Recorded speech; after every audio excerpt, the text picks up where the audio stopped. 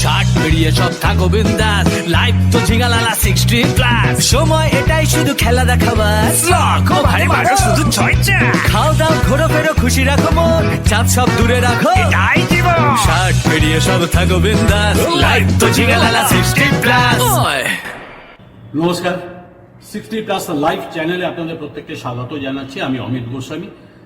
আমি এর আগে লোকসভার সম্ভাব্য ফলাফল নিয়ে একটা অর্থাৎ ফার্স্ট পার্ট করেছিলাম, কিন্তু সেটার যে উদ্দেশ্য ছিল সেটা অনেক বিশদে আমি বলেছিলাম। কিন্তু আজ যেটা বলতে চাইছি সেটা হচ্ছে সামগ্রিকভাবে লোকসভা নির্বাচনে কি ফল হতে চলেছে। এর জন্য আমি সাহায্য নিয়েছি 5টা প্রি পোল অ্যানালিসিসের, যেগুলো 5ই এপ্রিল অবধি করা হয়েছিল, এবং 3টে জায়গায় আমার নিজস্ব বিশ্লেষণ আমি সেটা বলে দেবো, সেটা আমি এখানে অ্যাপ্লাই করেছি। প্রথম জায়গাটা হচ্ছে, এটা কিন্তু পুরোপুরি সঠিক হবে তার কোনো মানে নেই, এবং বেশিরভাগ ক্ষেত্রে অনেক ক্ষেত্রেই মেলে না। তা সত্ত্বেও আমরা একটা আন্দাজ করার চেষ্টা করি, আমরা একটা জায়গায় যাওয়ার চেষ্টা করি। 5ই এপ্রিলের পরে অনেক ঘটনা ঘটেছে। যেমন আপনি যদি ভালো করে লক্ষ্য করেন তাহলে দেখবেন যে তারপরে অনেক নেতারা এসছেন। অতি সম্প্রতি যেটা হয়েছে সেটা হচ্ছে স্কুল সার্ভিস কমিশনের বিরুদ্ধে যে আদালতের রায়, যেটা পুরোপুরি রাজ্য সরকারের বিরুদ্ধে বা শাসক দলের বিরুদ্ধে গেছে, সেই ধরনের বেশ কিছু প্রভাব হয়তো এতে থাকবে।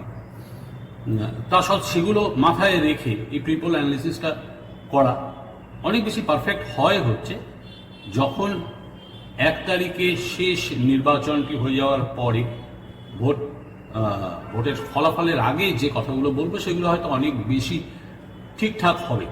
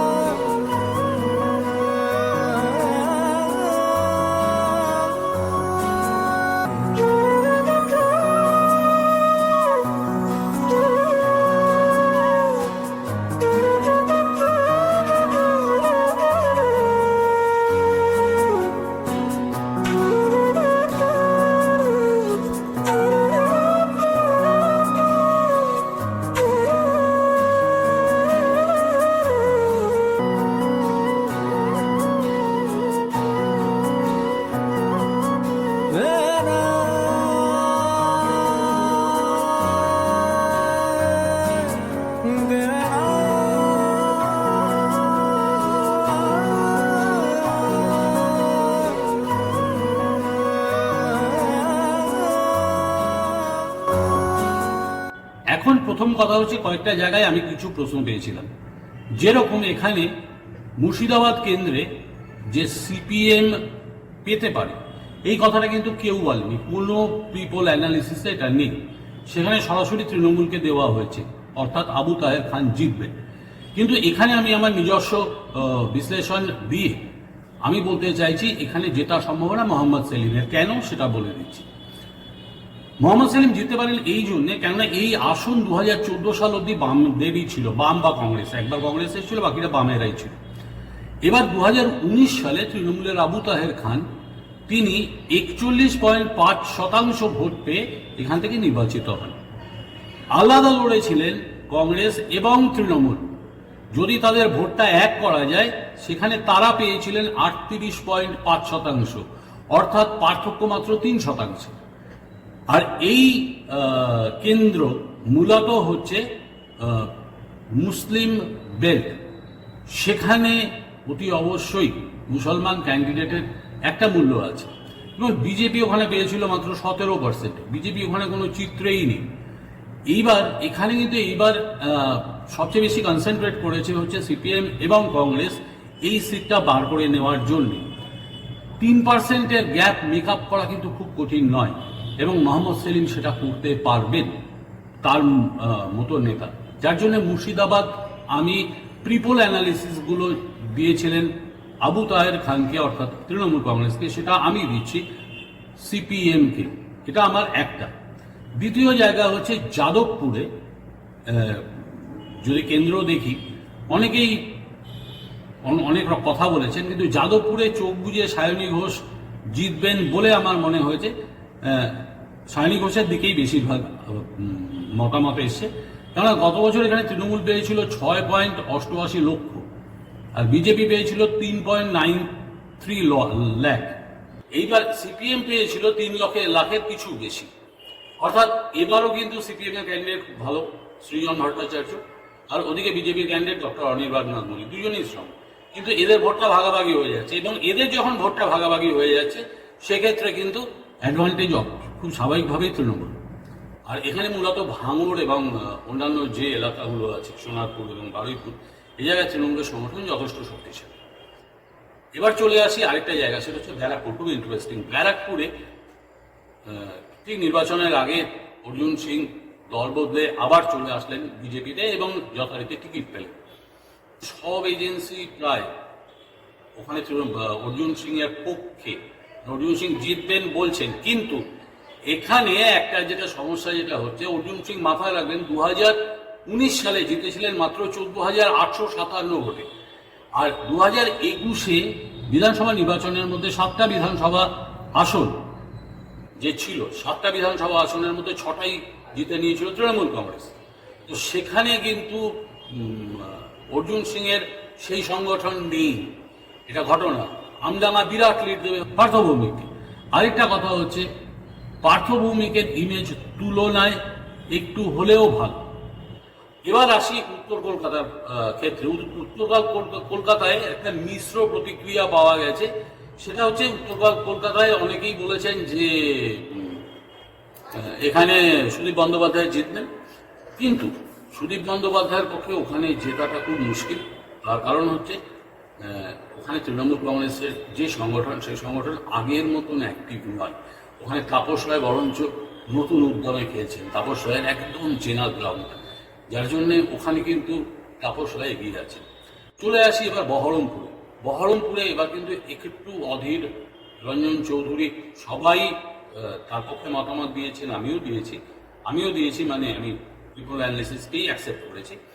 সেখানে অধীর চৌধুরী গত বছর পেয়েছিলেন 5,91,000 এবং তৃণমূলের অপূর্ব সরকার পেয়েছিলেন 5,10,000 এবং এই বেলটা 66%, এটা হচ্ছে মুসলিম বেল্ট। এই বেল্টের বেশিরভাগ যে ভোটাররা, তারা কিন্তু অধীর অনুগত। এই অধীর অনুগত যে ভোটাররা, তারা কিন্তু এইবার অনেকেই কিন্তু ইউসুফ পাঠানকে ভোট দেবে। কাজে টক্করটা হবে সমানে সমানে। তবে একটা কথা বলা ভালো, সেটা হচ্ছে অধীর চৌধুরী ওখানে মার্জিনাল হলেও জিতবেন বলে অন্তত আমি কিছুটা প্রত্যাশা রাখি। এবার আসি মালদা দক্ষিণে। মালদা দক্ষিণে অনেকেই ঈশা খানকে সম্ভাব্য বিজয়ী বলেছেন। মালদা দক্ষিণে গত বছর ডালুবাবু, অর্থাৎ গণিখান চৌধুরীর ভাই, তিনি পেয়েছিলেন 4,44,000 ভোট, আর বিজেপির শ্রীরূপা মিত্র চৌধুরী পেয়েছিলেন 4,36,000 ভোট, অর্থাৎ মাত্র 8,000 ভোটে ডালুবাবু গতবার নির্বাচিত হয়েছিলেন। ডালুবাবু গণিখান চৌধুরীর ভাই, এটা একটা বিরাট ফ্যাক্টর। আরেকটা ফ্যাক্টর সেটা হচ্ছে গণিখান চৌধুরীর প্রতি, বিশেষ করে ওই অঞ্চলের মুসলমানদের একটা বিরাট রকমের শ্রদ্ধার জায়গা সবসময় ছিল, যেটা এখন এই মুহূর্তে, এবং সংগঠন খুব ওখানে শক্তিশালী ছিল, সেটা এই মুহূর্তে কিন্তু নেই। আমি খুব সম্প্রতি মালদা ঘুরে এসেছি, সেটা বুঝতে পেরেছি পরিষ্কার। এইখানে মালদা দক্ষিণে পরিষ্কার জিতবেন হচ্ছে শ্রীরূপা মিত্র চৌধুরী। এবার আসি দমদম কেন্দ্রে। দমদম কেন্দ্রে সুজন চক্রবর্তী অত্যন্ত ভালো প্রার্থী, বেশ ডাকাবুকো প্রার্থী, এবং দমদমের সংগঠন সিপিএম যথেষ্ট ভালো, কিন্তু সেই সংগঠন নেই যেখান থেকে একটা সিট বার করা যায়, এবং তিনি খুব ভালো ভোট কাটবেন, এটা ঘটনা। এই ভোট কাটার জন্যে তুলনামূলকভাবে দুর্বল সংগঠন হচ্ছে বিজেপির। সমর্থক যদিও অনেক, এই শিলভদ্র দত্তের একটা সম্ভাবনা ছিল, কিন্তু শিলভদ্রের সম্ভাবনা সুজন চক্রবর্তী দাঁড়ানোর জন্য অনেকটাই সীমিত। সেই ঘুরে ফিরে যতই আমরা আওয়াজ দেই যে শনি পুজোয় ডাকলে পাওয়া যায়, যে কোনো অনুষ্ঠানে ডাকলে পাওয়া যায়, সত্যি পাওয়া যায়, সেই সৌগত রায় কিন্তু এবার জিতে বেরিয়ে যাবে। এবার আসবো যে প্রসঙ্গে, সেটা হচ্ছে এই যে চালচিত্র, এই চালচিত্রটা যেটা আমি দেখালাম তার মধ্যে মিলিয়ে নেবেন 10% ভ্যারিয়েশন হবে। 10% কেন ভ্যারিয়েশন হবে সেটা হচ্ছে এটা প্রিপোল অ্যানালিসিস 5ই এপ্রিলের আগে, কাজে তারপরের ঘটনার যে অভিঘাত, সেই অভিঘাতগুলো কিন্তু এতে পড়ে। কাজেই এখানে আরও বেশি পারফেকশন আসবে, সেটা আমরা পরিষ্কার বুঝতে পারবো যখন নির্বাচনটা শেষ হবে এবং রেজাল্ট বেরোনোর আগে যদি অ্যানালিসিস করা হয়, সেটা অতি অবশ্যই অনেক বেশি পারফেক্ট হয়। এবার চলে আসি কাজের কথায়, সেটা হচ্ছে এটা 60+ লাইভ চ্যানেল, এবং 60+ লাইভ চ্যানেলে 60+ প্রার্থীদের সম্ভাবনা কতটা এবং 60+ প্রার্থীকে কটা দিয়েছে।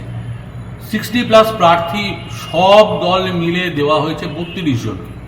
তার মধ্যে বিজেপি দিয়েছেন 9 জন, তৃণমূল দিয়েছে 20 জন, কংগ্রেস প্রসঙ্গ এসছে একজনের, সে একজনের কথাই বলছি, সিপিএমের 3 জনের প্রসঙ্গ এখানে এসছে, কিন্তু আমি অতি অবশ্যই তার মধ্যে মোহাম্মদ সেলিমকেই ধরেছি। আর টোটাল 32 জন হচ্ছে 60+ দেওয়া হয়েছে। সম্ভাব্য বিজয়ী যদি ধরা যায় তাহলে বিজেপির 9 জনের মধ্যে 6 জন হচ্ছে সম্ভাব্য বিজয়ী, এটা বাড়তে পারে। তৃণমূলের 8 জন সম্ভাব্য বিজয়ী, কংগ্রেসের শুধু অদিত চৌধুরীকেই ধরেছি, আর কাউকে ধরিনি, আর সিপিএমের ক্ষেত্রে মোহাম্মদ সেলিমকেই ধরেছি। তাহলে মোট 42টা আসনে সম্ভাব্য 60+ প্রার্থী কজন?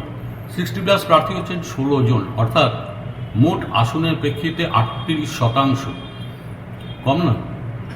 একটা কথা হচ্ছে সিপিএম এবার তরুণ ব্রিগেড নামিয়েছে, সম্ভাবনা তাদের একমাত্র মুর্শিদাবাদে, এবং 42 আসনে যদি 16 জন নির্বাচিত হয় তাহলে 60+ 38% এমপি কিন্তু যাচ্ছেন হচ্ছে এইবার। কম নয় ব্যাপারটা। যাই হোক, ষাটোর্ধ্বদের, সব ষাটোর্ধ্ব প্রার্থীদের আমাদের পক্ষ থেকে অসংখ্য শুভেচ্ছা। এই গরমে তারা খাটছেন, চাইব বেশি করে তারা নির্বাচিত হন। কিন্তু একটা কথা এখানে বলা ভালো, সেটা হচ্ছে 42-এর মধ্যে 20 জন ষাটোর্ধ্ব প্রার্থী দিয়েছে তৃণমূল। অর্থাৎ তৃণমূল যতই আওয়াজ দিক যে বৃদ্ধতন্ত্র সিপিএমের একটা ছিল, অলঙ্কার ছিল, আজকে কিন্তু সেই বৃদ্ধতন্ত্রের দিকেই কিন্তু তৃণমূল এগোচ্ছে। ভাবুন, কেউ 4 বার 5 বার 3 বার এমপি হয়েছেন, তাদের রিনমিনেশন দেওয়া হয়েছে, তাহলে নতুনরা জায়গা কোথায় পাবে? আজকে যাই বলা হোক না কেন, অভিষেক বন্দ্যোপাধ্যায়ের যে ক্যাচ দেম ইয়াং বা তরুণদের উঠিয়ে আনার যে একটা প্রচেষ্টা ছিল, সেটা কিন্তু এবারের প্রার্থী তালিকায় আমরা দেখিনি। একদম এটা স্ট্রেট কাট বললাম। যাই হোক, সবাই ভালো থাকবেন, দেখা যাক নির্বাচনে কি হয়। আর হ্যাঁ, এর পরে নির্বাচন নিয়ে আর কোনো আলোচনা নয় এই মুহূর্তে। আগামী শনিবার এবং রবিবার একেবারে অন্য প্রসঙ্গ নিয়ে আমরা আসব। নমস্কার, ভালো থাকবেন, সুস্থ থাকবেন এই গরমে।